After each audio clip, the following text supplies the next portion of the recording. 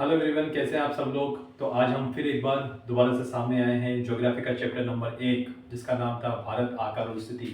इसका जो पार्ट 2 है आज आपके सामने है। और आज पार्ट 2 में जैसे कि आप बोर्ड पे देख रहे होंगे कि कुछ शॉर्ट क्वेश्चन मैंने बनाए हैं और कुछ एक मैप का डिज़ाइन मैंने डायग्राम तैयार किया है आप लोगों के लिए, ताकि शॉर्ट से शॉर्ट वीडियो के अंदर आपको पूरी फुल इन्फॉर्मेशन लेसन की शेयर की जा सके। तो आप लोग मेरे साथ में बने रहिए, देखते रहिए। बिल्कुल ये जो स्टडी है आप ही के लिए है।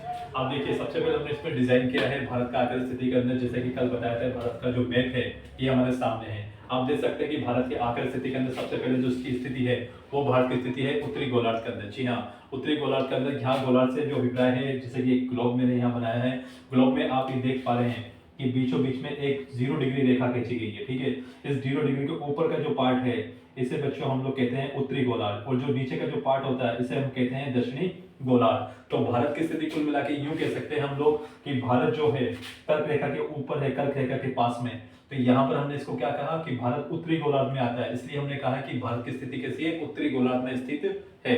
तो पहला पॉइंट हमारा क्लियर हुआ कि भारत की स्थिति गोलार्ध में कहां पर है, उत्तरी गोलार्ध में स्थित है। दूसरी पॉइंट हम कहते हैं कि अक्षांश और देशांतर रेखा है। तो 8 डिग्री 4 1 मिनट, तो इसके अक्षांश से 37 डिग्री 6 1 मिनट उत्तर में स्थित है। तो यहाँ पर हमने देखा कि ग्लोब के अंदर दो प्रकार की रेखाएं होती है बेटा।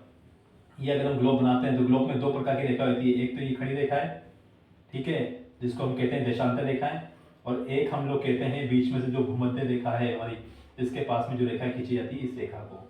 तो यहाँ पर ये जो रेखाएं होती है इसको हम लोग कहते हैं अक्षांश रेखाएं, और खड़ी रेखा को कहते हैं देशांतर रेखाएं। ठीक है, तो यहाँ पर भारत की स्थिति जो बताई गई, हमने कहा कि भारत जो उत्तरी गोलार्ध में स्थित है, तो इसकी रेखाओं की स्थिति अगर अक्षांश रेखाओं की हम लोग बात करेंगे तो भारत की जो रेखाएं हैं वो यहाँ पर 8 डिग्री 4 1 से 37 डिग्री 6 1 तक आप देख सकते हैं। ठीक है, तो 8 डिग्री से 37 डिग्री ये हमारी कैसी है, अक्षांश रेखाएं हैं। ठीक है, इन अक्षांश रेखाओं के बीच में भारत स्थित है।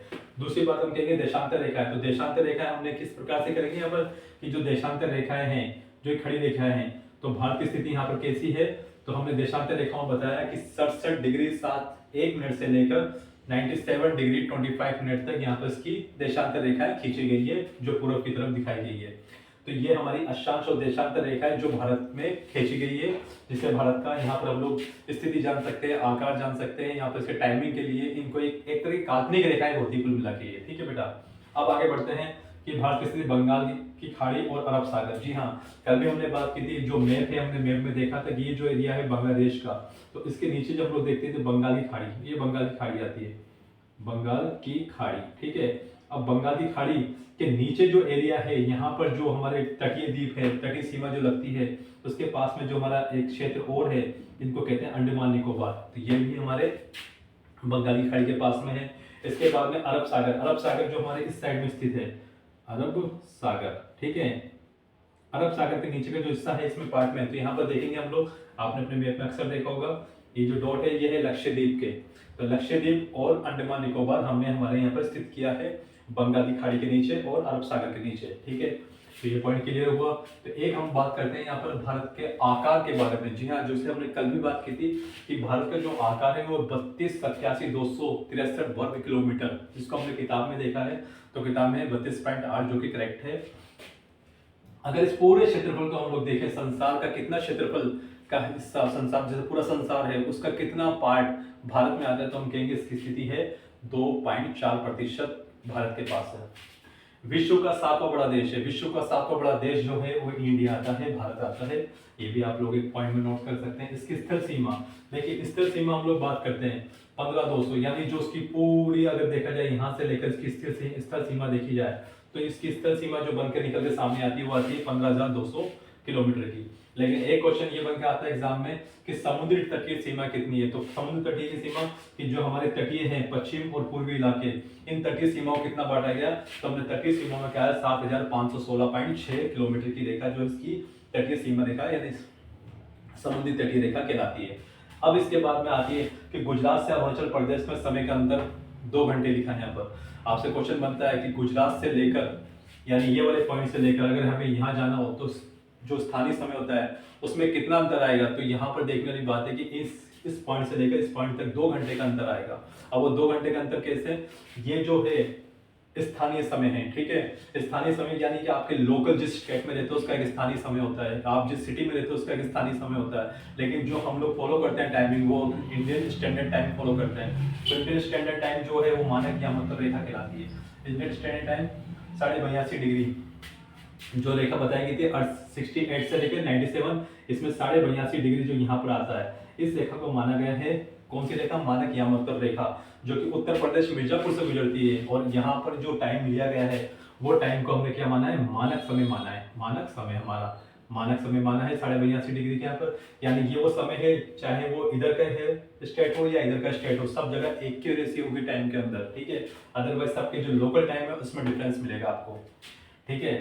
तो ये बात क्लियर हो गई। अभी लिखा है हमने पड़ोसी देश, जैसा कि कल भी बताया था आपको कि पड़ोसी देश कौन कौन से। जी हाँ, हम देखते हैं कि हमारा जो इंडिया का मैप था, इसके जो पड़ोसी देश है, इसके पड़ोसी देशों में देखा जाएगा तो सबसे पहले हमने बात की थी यहाँ पर पाकिस्तान की। पाकिस्तान का जो एरिया है वो ये एरिया है, आपने देखा अच्छे से एकदम। अब ये अफगानिस्तान जो है, पाकिस्तान यहाँ पर आ चुका है। अफगानिस्तान क्योंकि इसके ऊपर का एरिया है, अफगानिस्तान डायरेक्ट इंडिया से टच में नहीं है, लेकिन अफगानिस्तान का कुछ हिस्सा जो है वो पाकिस्तान के थ्रू इंडिया के इस पार्ट से टच है, ठीक है।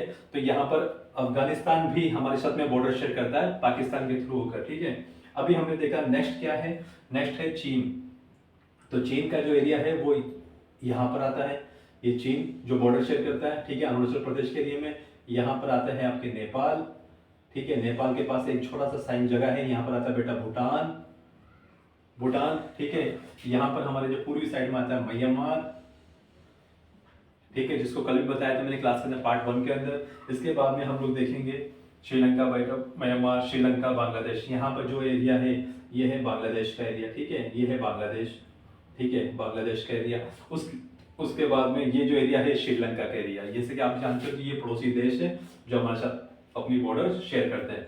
समुद्री सीमा की बात की जाए तो समुद्री सीमा में श्रीलंका और मालदीव जो है वो हमारे साथ में समुद्री सीमा को शेयर करते हैं इंडिया के साथ में। तो इस प्रकार से ये जो टॉपिक है आप देख सकते हैं कि बहुत ही शॉर्ट तरीके से आपको बताया गया है कि लेसन नंबर 1 भारत की आकार स्थिति में आपको किन पॉइंटों को लेकर अपने चैप्टर को कंप्लीट करना है। आप ये मान के चलिए कि अगर आपने इतनी चीजें याद की है, इतने पॉइंट को तैयार किया है, तो डेफिनेटली आपके लिए एग्जाम में बहुत ही हेल्पफुल होंगे।